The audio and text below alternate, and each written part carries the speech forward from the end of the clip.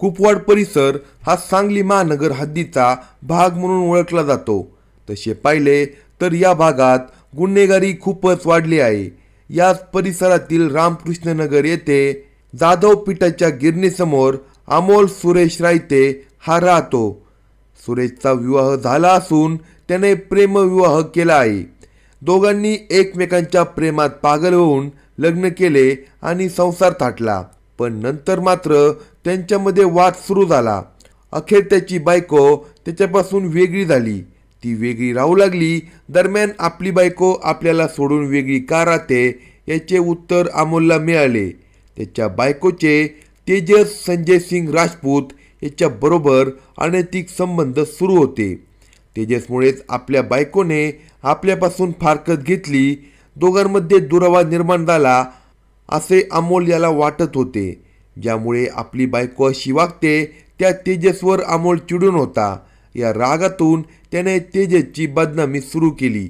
एके दिवशी त्याने रागाच्या भरात तेजसला तुझी बायको धंदेवाली आहे असे म्हटले। त्याच्या या बोलण्याचा तेजसला राग येणे स्वाभाविक होते।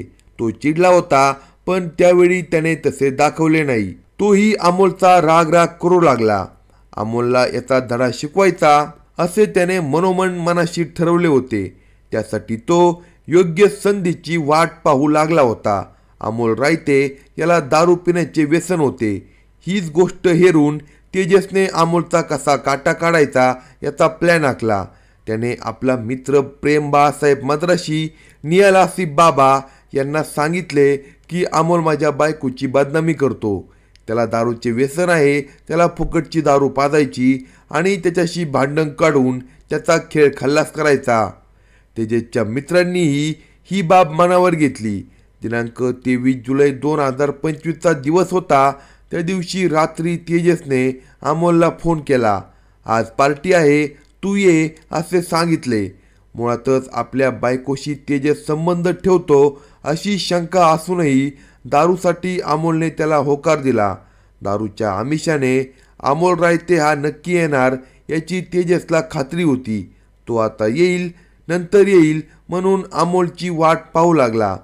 पण त्याची येण्याची चिन्हे दिसेनात म्हटल्यावर तेजसने पुन्हा त्याला फोन लावला, पण मोबाईल स्विच ऑफ लागत होता। आपण त्याला आणल्याशिवाय तो काही येणार नाही असे मनाशी म्हणत तेजस हा अमोलच्या घरी गेला। तेव्हा अमोल घरातच होता। तेजसने त्याला आपल्या मोटारसायकलवर बसून आणले। ते दोघे रामकृष्ण नगरमधील श्री स्वामी समर्थ मंदिरासमोरच्या रोडवर आले। ठरलेल्या कटानुसार तेजसचे मित्र प्रेम मद्रासी आणि निहाल बाबा हे कुऱ्हाड आणि चाकू लपवून त्या ठिकाणी आले होते। आता या चौघांची पार्टी सुरू झाली। सारे दारू पिऊन तर्र झाले होते। त्यावेळी तेजस खुन्नस काढण्याच्या उद्देशातून प्रेम मद्रासी याला म्हणाला, अरे प्रेम, हा अमोल माझ्या बायकोला धंदेवाली म्हणतो। त्यावेळी अमोलनेही वाद घालायला सुरुवात केली। तेजसला हे अपेक्षित होते। त्याने प्रेम मद्रासी आणि निहाल बाबा यांनी आणलेली कुऱ्हाड घेतली आणि अमोलच्या डोक्यात, मानेवर, चेहऱ्यावरती घणाघाती घाव घातले। त्याचवेळी प्रेम मद्रासी, निहाल बाबा यांनी अमोलच्या छातीवर, पोटावर व हातावर ठिकठिकाणी वार केले। या तिघांनी धारदार शस्त्रांनी सपासप वार केल्याने अमोलला बचावाची संधी मिळाली नाही।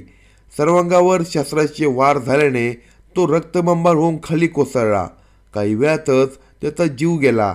आपले काम फत्ते झाले। अमोल ठार झाला हे लक्षात आल्यावर त्या तिघांनीही तिथून पळ काढला। रात्रीच्या वेळी तेजसने आपल्या बायकोची बदनामी करणाऱ्या अमोलचा खात्मा केला होता। याबाबत कुणाला समजून आले नाही। दुसरा दिवस उजडला।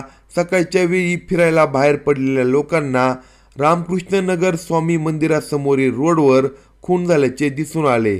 त्यांनी तात्काळ MIDC कुपवाड पोलिसांना याबाबत कळवले। खुनाची माहिती मिळताच पोलीस अधिकारी घटनास्थळी पोहोचले। त्यांनी घटनास्थळाचा पंचनामा करून अमोल रायतेचा मृतदेह पोस्टमॉर्टमसाठी पाठवून दिला।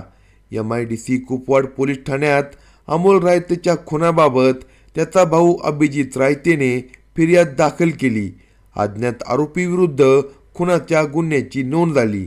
सांगली स्थानिक गुन्हे शाखेचे पोलीस निरीक्षक सतीश शिंदे यांनी स्वतः जातीने लक्ष घातले.